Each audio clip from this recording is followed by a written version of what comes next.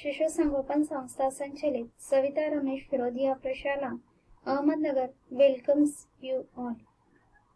Dear students, today we are going to learn science subject of standard 7th. In that we are going to learn chapter number 7, motion, force and work. बालमित्रांनो, आज आपण इयत्ता 7वी विषय विज्ञान यामधील 7वा धडा पाहणार आहोत. गती, बल व कार्य. Motion, force and work. Change occurs in the motion or a shape of the body when the force acts on it. वस्तूवर बल कार्य करते तेव्हा तिच्या गतीमध्ये किंवा आकारामध्ये बदल होत असतो. Now firstly we will see the distance. The length of the route actually traversed by a moving body irrespective of the direction is called distance. Distance is the scalar quantity. Distance म्हणजे अंतर. एखाद्या गतिमान वस्तूने दिशेचा विचार न करता प्रत्यक्ष पूर्ण केलेल्या मार्गाची लांबी म्हणजेच अंतर आहे. अंतर ही अदिश राशी आहे. Displacement. The minimum distance traversed by a moving body in one direction from an original point to reach the final point is called displacement. The running boy starting from the point and now traverses this distance and again goes to the original point. This is the example of displacement. Displacement is the vector quantity. In displacement, both distance and directions are taken into account.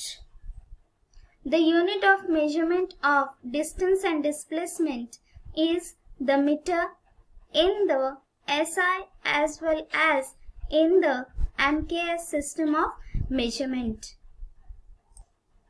Displacement म्हणजेच विस्थापन. एखाद्या गतिमान वस्तूने आरंभीच्या ठिकाणापासून अंतिम ठिकाणापर्यंत पोहोचण्यासाठी एका दिशेने पार केलेले कमीत कमी अंतर म्हणजे विस्थापन. विस्थापन मध्ये अंतर व दिशा या दोन्ही गोष्टींचा विचार होतो, म्हणून विस्थापन ही सदिश राशी आहे.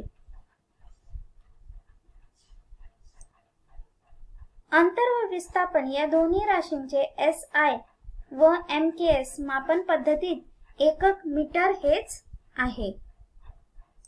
Velocity. Velocity is the distance traversed by a body in a specific direction in unit time. The velocity of the body can be calculated by the following formula. Now the formula is velocity is equal to displacement divided by period of time required for the displacement. Velocity म्हणजे वेग. वेग म्हणजे विशिष्ट दिशेने एकक कालावधीत वस्तूने कापलेले अंतर होय. वस्तूचा वेग खालील सूत्राच्या सहाय्याने आपण काढू शकतो. सूत्र आहे वेग velocity म्हणजे वेग बरोबर विस्थापन displacement म्हणजे विस्थापन भागिले विस्थापनाला लागलेला वेळ म्हणजेच विस्थापनाला लागलेला कालावधी. Average velocity and continuous velocity. The velocity of an object can change even while it is moving along a straight line. The unit of speed and velocity is written as meter per second. Average velocity म्हणजेच सरासरी वेग आणि instantaneous velocity म्हणजे तात्कालिक वेग. एखादी वस्तू सरळ रेषेत जाताना सुद्धा तिचा वेग बदलू शकतो. वेग मोजण्याचे एकक आहे metre per second. Average velocity and instantaneous velocity. The velocity of an object can be changed even while it is moving along a straight line. Now see, this is the example. This is a picture of example of average velocity. Suppose This is a truck. This truck covers a distance of 40 km from A to D. Here is point A to D and it covers 40 kilometers. It requires altogether 1 hour for this. Its average velocity is 40 km per hour. However, if the truck traverses the 10 km distance AB in 10 minutes, then BC in 20 minutes and CD in 30 minutes, then the velocity for the distance is AB is equal to in kilometer per hours is 60 kilometers per hour. Average velocity म्हणजेच सरासरी वेग आणि instantaneous velocity म्हणजेच तात्कालिक वेग. एखादी वस्तू सरळ रेषेत जाताना सुद्धा तिचा वेग बदलू शकतो. उदाहरणार्थ आपण सरासरी या ट्रकचा सरासरी वेग 40 किलोमीटर तास इतका होईल, परंतु AB हे 10 किलोमीटर अंतर ट्रकने 10 मिनिटात, BC हे अंतर 20 मिनिटात आणि CD हे अंतर 30 मिनिटात पार केले असेल तर अंतर AB चा प्रति तास वेग 60 किलोमीटर तास होईल. Acceleration. The number of seconds required for this change in the velocity to take place. The change in velocity per second can be detected, and this is called as acceleration. The formula of acceleration is equal to change in velocity divided by time taken for change. The unit of acceleration is meter per second square. The interaction that brings about the acceleration is called as force. Force acts on the body.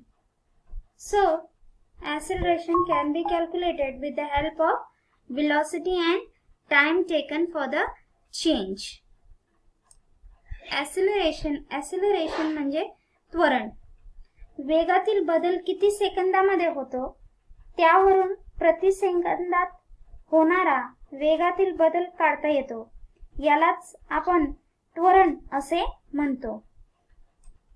त्वरण काढण्याचे सूत्र आहे त्वरण बरोबर वेगातील बदल भागिले बदलास लागलेला कालावधी. त्वरण घडणारी जी काही आंतरक्रिया आहेत तिलाच बल असे म्हणतात. Newton's first law of motion. If no force is acting on the body, its velocity does not change. That is, the body does not accelerate. In other words, if the body is stationary, it will remain stationary. If it is in the motion, it will remain continue, moving with the same velocity and in the same direction. These pendulums are the examples of the Newton's first law of motion. These pendulums are in the motion and they remains in the motion. न्यूटनचा गतीविषय पहिला नियम. एखाद्या वस्तूवर बल कार्य करत नसेल तर त्या वस्तूचा वेग बदलत नाही, अर्थात त्या वस्तूचे त्वरण घडत नाही. बल लावले नसताना वस्तू तर स्थिर असेल तर ती वस्तू स्थिर राहील. तिला गती असेल तर ती एकाच वेगाने दिशेने सतत पुढे जात राहील. चित्रामध्ये आपल्याला दिसत आहे की हे एकच दिशेने एकाच अंतरावरती कसे हलत आहेत. Force, displacement and work. A string attached to a wooden block on the table is passed over a pulley and tied to a weight. On applying a sufficient weight, the block will be seen to move. Here is the weight, here is the pulley, and here is the wooden box. This is the table. So, now question arises, which force is being applied here How can this force be increased? What will happen on applying more force? And so on. If a block moves forward, we can say that it has been displaced. Due to the displacement, we say that the force has been some work. Can we measure this work? Yes, work can be measured. We know that work done depends on the force and on the displacement. Force म्हणजे बल. Displacement म्हणजे विस्थापन. आणि work म्हणजे कार्य. या आकृतीत लाकडी ठोकळा टेबलावरती ठेवून त्याला दोरी लावून ती कप्पीवरून नेऊन वजनाला बांधलेली आहे. पुरेसे वजन लावले असता ठोकळा पुढे सरकताना दिसेल. आता प्रश्न उठतो, तर शेजारील आकृतीमध्ये कोणते बल लावले आहे? हे बल कसे वाढवता येईल? अधिक बल लावले तर काय होईल? लावलेल्या बलाने कार्य झाले असे कधी म्हणता येईल? तर विस्थापन झाल्यामुळे बलाने कार्य केले असे आपण म्हणतो. हे बल मोजता येईल का? हो. कार्य मोजता येईल का? हो. कार्य हे बल व विस्थापनवर अवलंबून असल्याचे आपल्याला माहिती आहे. म्हणूनच आपण बलाचे कार्य हे काढू शकतो. Work can be calculated by formula work is equal to force multiplied by displacement. Here we have finished this chapter. Thank you.